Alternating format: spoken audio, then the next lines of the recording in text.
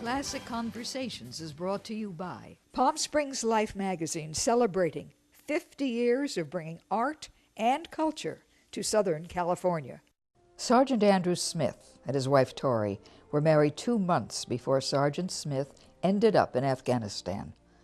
On his very first patrol, he stepped on a landmine. Doctors did not think he would live. However, he has lived thanks to a great deal of love, a great deal of wonderful medical attention, and a dog named Champ, who was made possible through a very generous gift. You're going to meet Andrew Gladstein, founder of Dogs for Our Brave, and its first recipient, Sergeant Andrew Smith and his wife Tori. Sprints Restaurant at the Mountain, a popular Palm Springs tradition of culinary excellence, is proud to support public television. Thanks to the Camelot Theaters for supporting the arts, bringing award-winning and nominated films, art films, and documentaries to the Coachella Valley. Thanks also to Dr. Betty Baxter, Certified Life Coach and Consultant. Cash Baxter. Rick and Rosine Supple, supporting the arts in the Palm Springs Cultural Center. Betty M. Barker Trust. Serp and John Conti Foundation. Stephen Philibosian Foundation, supporting the arts and the Virginia Waring International Piano Competition. Dorothy and Harold Meyerman, supporting the arts in the Palm Springs Art Museum. Coachella Valley History Museum, sharing the unique history of the desert and its pioneers. Dr. Carrion Foundation, providing scholarships for Coachella Valley Mexican-American students. Let me ask you, here you are, a person who was young and healthy and want to help your country. Do you have any bitterness? No. I know what I signed up for. I wanted to go over there, and I know a lot of my buddies that I've met that were injured too feel the same way.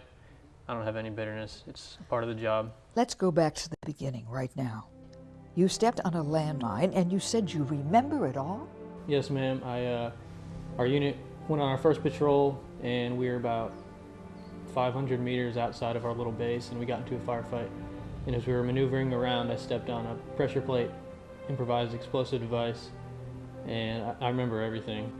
Being thrown through the air, laying on the ground, my medic and team leader coming to help me, getting on the helicopter. It was very traumatic, but I remember it all. Once soldiers are injured, they're stabilized in Afghanistan to an extent, and then they're sent to Germany, where they're stabilized enough to where they can fly back to the States. Tori, how did the dog situation, from your perspective, come into your lives?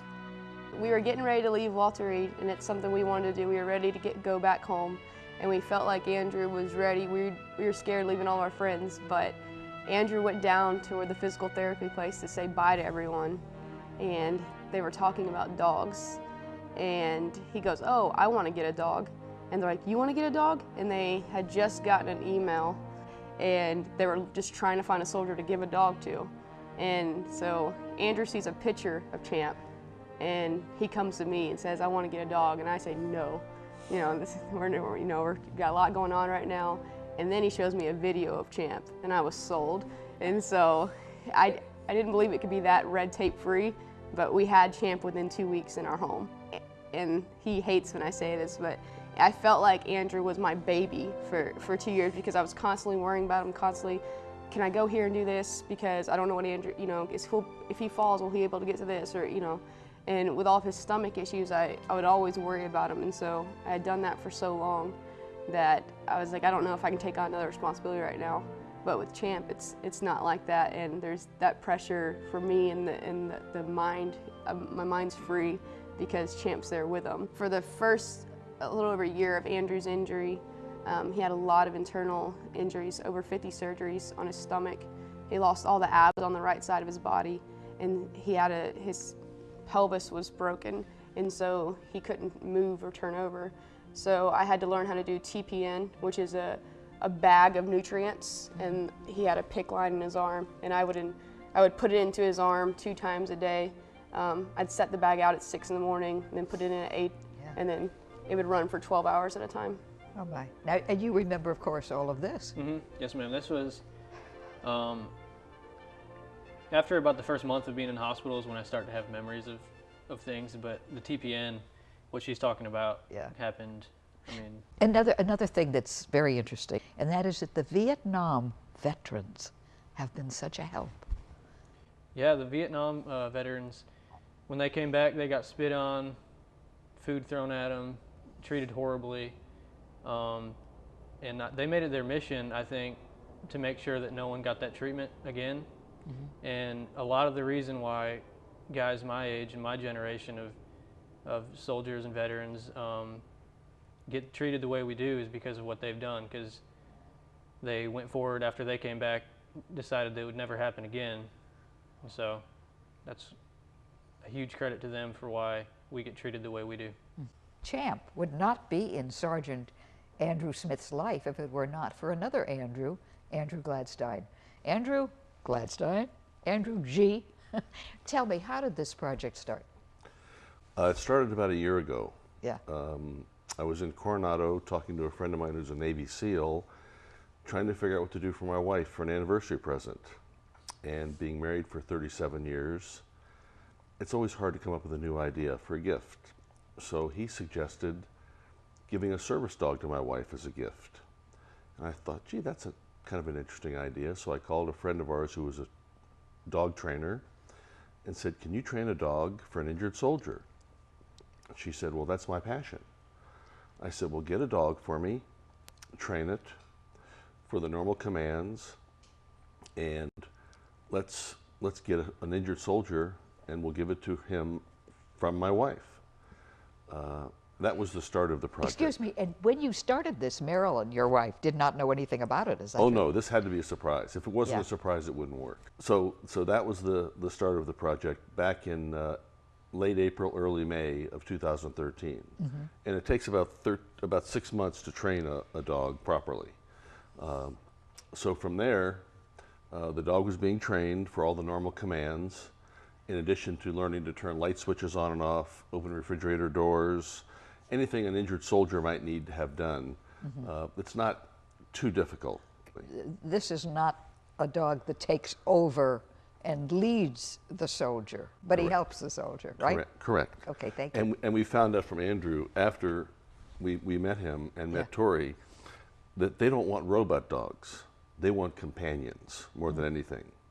And they want a dog who can help them keep their balance and brace for them. And so with the help of our good friend Jan Ray, because when I was home, I couldn't find a soldier because I couldn't let on to Marilyn what I was doing. Yeah. So she helped us find the soldier, and we really had a tough time doing it. We were calling all sorts of different organizations, and the ones we called wanted an exorbitant amount of money from us to place Champ. And they wanted to retrain Champ to their specifications. And I said, no, that's ridiculous. The dog's been trained. We need to find the soldier. And the first organization, Gloria, wanted $18,000. The second one wanted $25,000 as a donation from us to find a soldier. And I thought that was pretty ridiculous.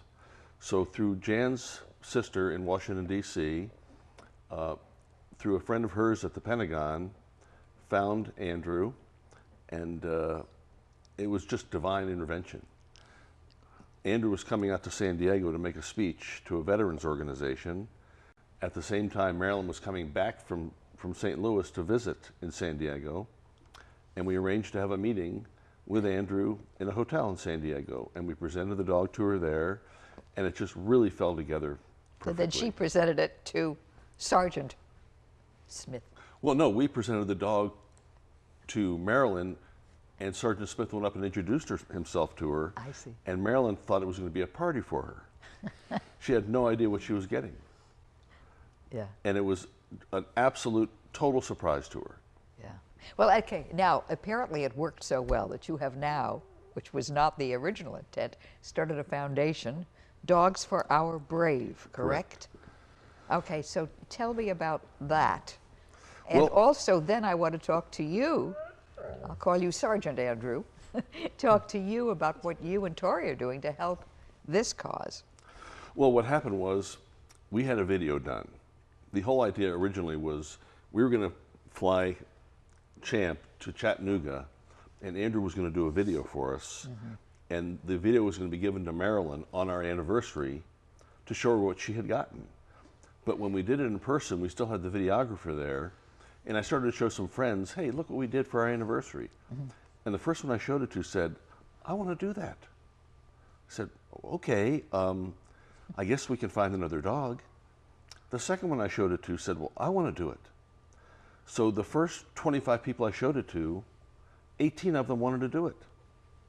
So I said to Marilyn, I said, you know, we can't let this drop. This is going to be this can be a real godsend for a lot of our soldiers who are protecting us, who have protected us, and we're here. Started looking into forming a 501c3. Andrew called me from Chattanooga about a month after he had Champ and said, we have a little problem. Champ is roaming a little bit when we let him loose outside. So we called the invisible fence of Chattanooga.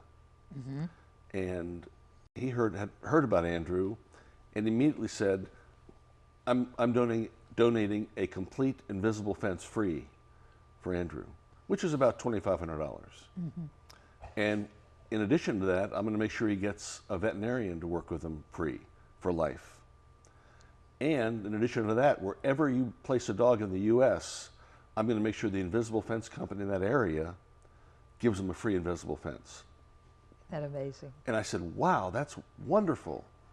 Then my daughter, who happens to be a pharmaceutical rep for veterinarians, said, well, I'm going to get a hold of the food companies, whether it be Purina or Hills, and we're going to make sure they give them food for life.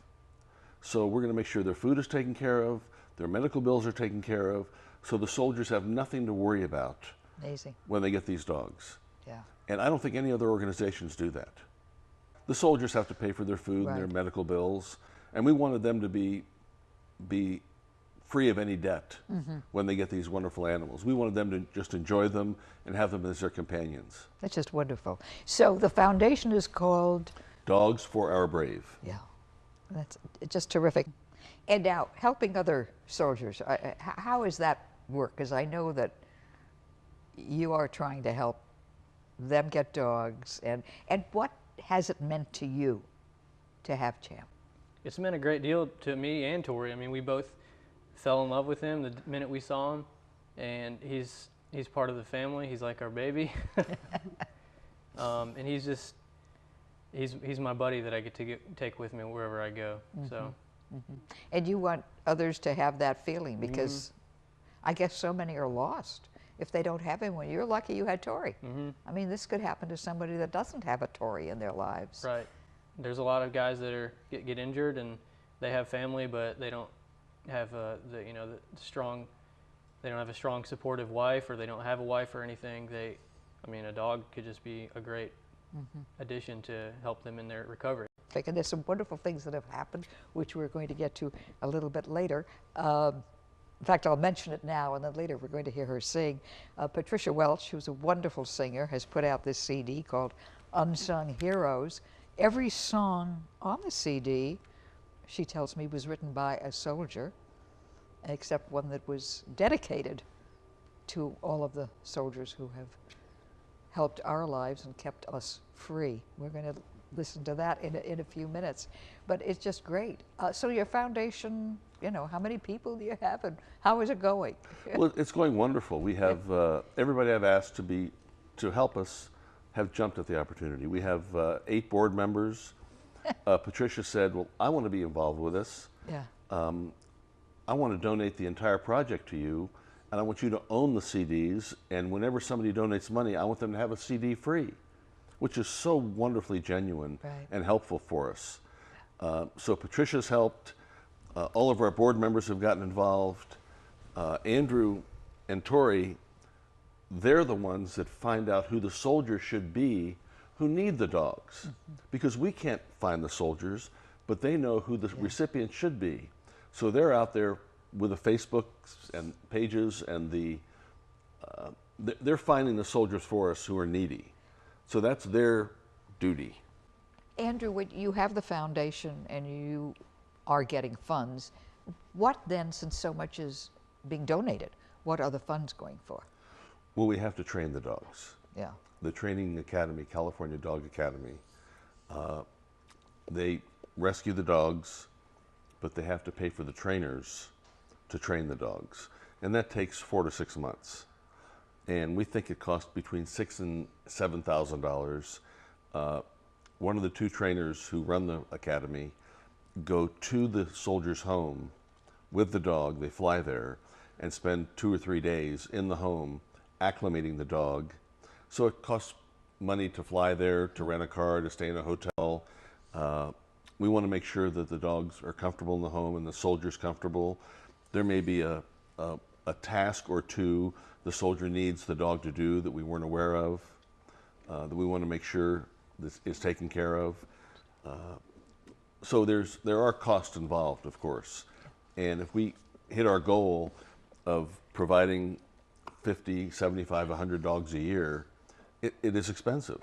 Training these dogs, you have to pay the trainers, and the majority of the training, which we didn't talk about, Andrew can go to the movie theaters with Champ.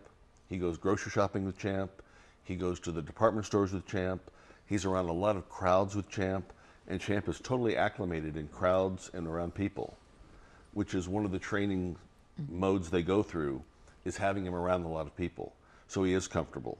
And that's one of the most important things they can do in training a service dog, is to make sure they're comfortable, or traveling on a plane, or sitting in a restaurant. So it does cost money to do those things. And also, I understand your mother, Sergeant Smith, I'm calling you Sergeant Smith so the Andrews don't, has put out the website? Yes, ma'am. My mom has built a website for Dogs for Our Brave, and so that people have a place to go to learn about it. And so you now, apparently, because you were going to make a speech even before you had Champ, so apparently you are speaking and going to veteran organizations, or what? I wouldn't call myself a speaker, but I've done a few things.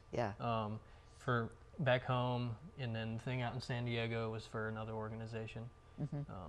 But done just a little bit of stuff. Okay, and so how do you go about finding the soldiers who may need and want a dog? Not everybody loves dogs, too, you know? I do.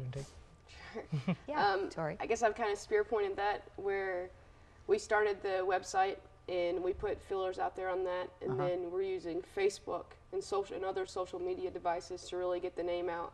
And everyone's hesitant to do this because, like, well, where's the red tape at? Where's the millions of pieces of paper I have to fill out, or where's this, and this? And when I tell them, no, it's free. We're a living example. Not only are we helping with Dogs for Our Brave, but we got Champ through it. It's just blown up, and we're getting inquiries each day. You are. From very deserving wounded warriors, not just soldiers, but every service, and that have been just so excited. And one of our good buddies is actually getting the next service dog, and we sent him pictures of his service dog yesterday, and he's really excited, little Bella. I think that it's also interesting that the lady who trains these dogs, these are dogs that they've been rescued. They too are getting a better life. Well, we don't buy dogs. Yeah. We only use rescue dogs. That's amazing. Yeah, we think that's the right thing to do. So she finds the rescue dogs, she evaluates them, and not only that's just one piece of the puzzle.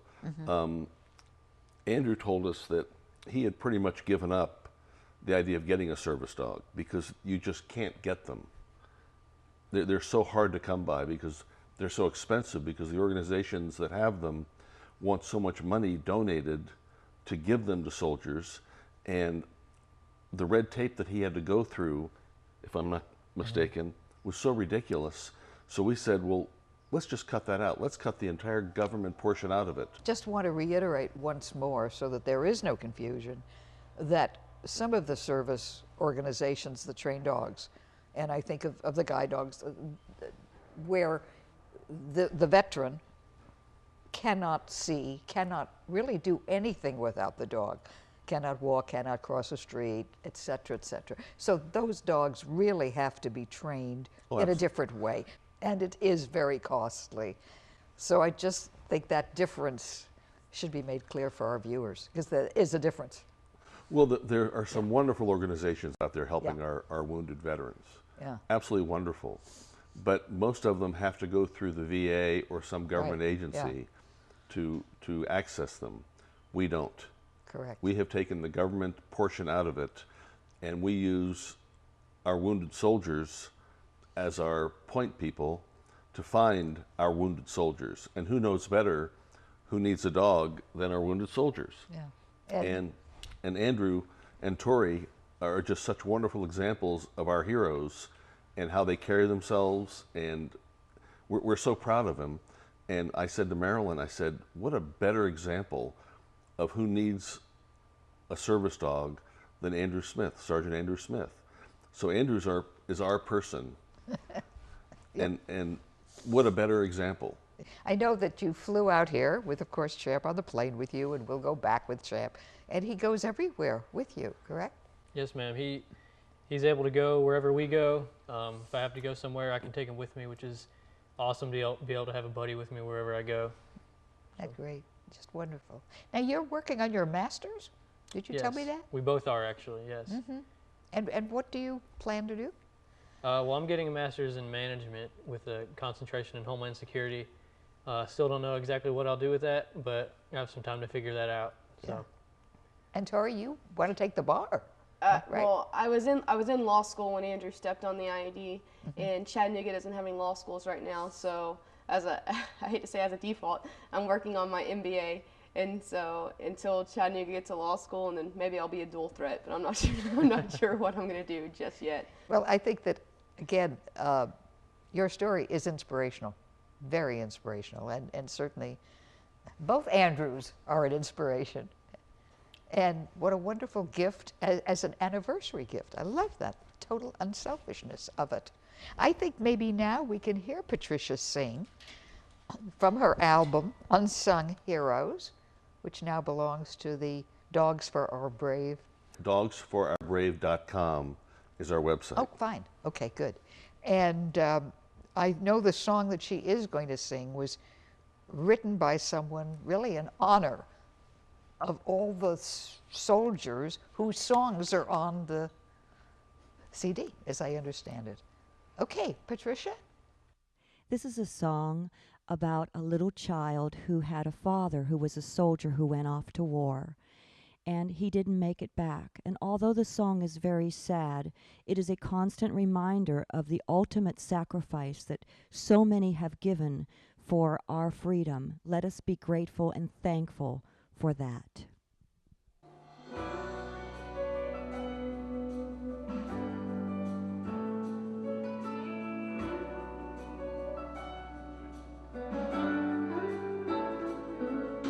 The soldier was a hero there beneath the flag.